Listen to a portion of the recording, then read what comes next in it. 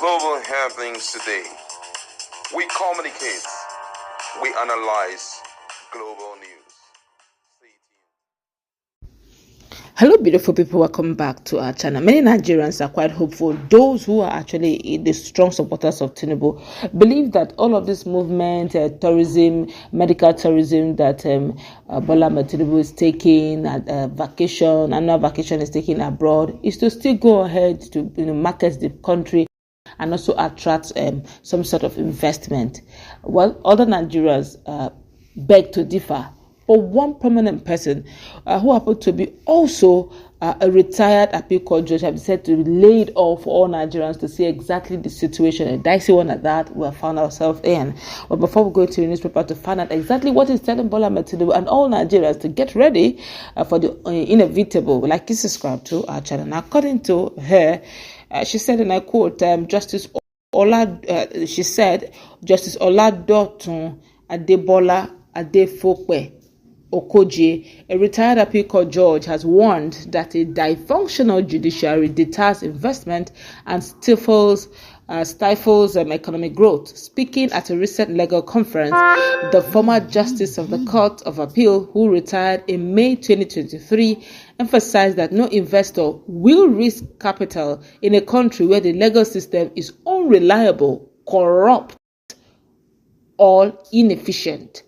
Justice Adefokwe Okoje, who served in Lagos Division, highlighted that a robust judiciary is essential for economic prosperity. Now, she said, and I quote, investors seek certainty, enforceable contract, protected property right, and fair dispute resolution, she stated. And of course, a compromised judiciary marked by delays, political interference, or even corruption erodes trust, driving investors to jurisdiction with stronger legal frameworks. She pointed to nations with independent and efficient judiciaries, noting their success in attracting significant foreign direct investment, while countries with failing systems suffer capital flight and economic stagnation. Now, drawing from her extensive legal career, she began with her call to the Nigerian bar in 1976 and included earning an LLM from the University of London. Justice Adefokwe Okoje urged urgent judicial reforms. She advocated for measures like arbitration to reduce case backlogs and called for greater judicial independence and accountability. A judiciary that cannot deliver timely and impartial justice is not a national liability. I take that again. She said a judiciary that cannot deliver timely and impartial justice is a national liability. She declared, pressing policymakers and citizens to demand systemic change. Her remarks, echoed from her valedictory speech sometime in 2023, serve as a powerful call to action. Justice Adefokwe Okoje's critic underscores the need for a transparent, efficient judiciary to restore investor confidence and unlock economic potential.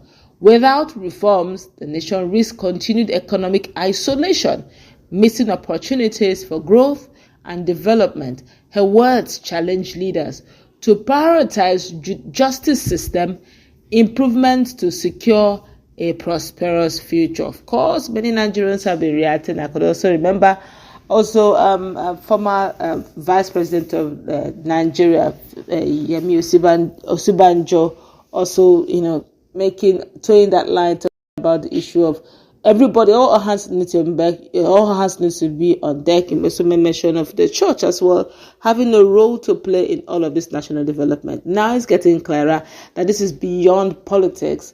It's now a national issue. Who, in all sincerity, want to come and risk his capital when we know that if anything goes south, their capital, their funds are not protected. Today, you could go to Lagos and get yourself a landed property with due process, with CFO, something happening in Abuja, and one day government that will come up, who knows, not Joseph, will come in and say, no, that CFO is ancient, either you pay this amount of money or you lose it all together, and you try to go to the court, and the court seem to be standing totally with the government. Who wants to lose their funds? Nobody wants to take that risk. There has to be a system that understands the constitution and follows it to the latter. My colleague is in the house. What's your take on this standpoint of this retired justice who is calling a spade the way it is?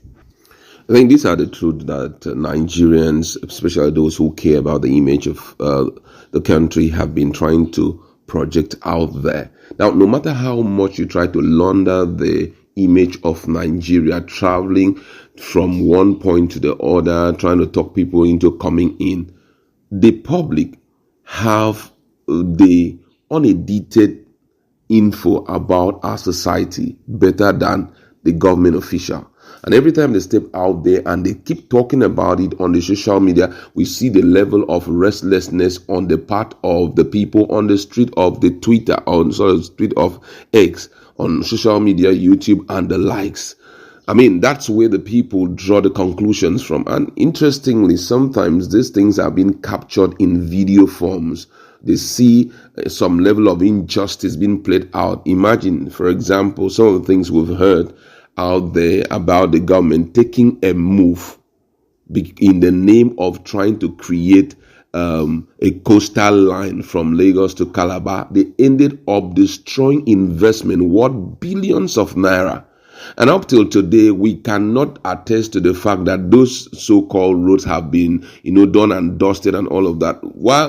And this is done amid deteriorating, or let me use the word regressive economic situation in the country. You are, destroying an investment. You're not just destroying investment. Revenue that would have been gotten is being played down on. How about employment rate and all of that? Now, if that is done and the people cannot get any reasonable compensation for it, or they cannot seek redress in the law court, then how do you think that any foreigner will want to come in here and invest? The public, even if the president doesn't tour around the whole world, the public have the ideal information out there, out there to sell to the intended investors. So as at now, I feel that the government should look at the area of rule of law, the area of fixing our three arms of government. Let them be independent enough. Let the people start talking well about judiciary, a situation whereby the whole country is in the hands of very few people, and they watch how, the youths are getting restless. Nothing seems to be working. Every day we see Nigerians jumping on other countries' train, trying to migrate to other countries for a better future, for a protected future, and all of that. We are going to see, Nigeria, appear in podiums, but yet unable to attract the kind of investment that would turn around the position of this country. I heard the president at, I think, precisely Brazil, when he was talking, say, I can hit my hand on the chest that there's no corruption again and all of that. And these same things are being reviewed by very intelligent people on the street of X and other social media. And, the people you're talking to, they enter and they hear Nigerians complaining every day. Let's stop this pretense for once. Let us see a reasonable progress, and you'll be shocked how many people will come in here to invest, deal with insecurity, deal with our judicial system, allow them free hands to give justice the way they ought to give justice. Let the Constitution assume its position as supreme, where everyone seems to be under it. When it happens that way, we wouldn't have to struggle to have these people come here and do investments. So I think the position of the retired judge is very perfect, straight to the point, and I wish that they will come to terms with this reality if they only care about the Nigerian society. All right, that's we're going to wrap it up. Let's listen to our comment section.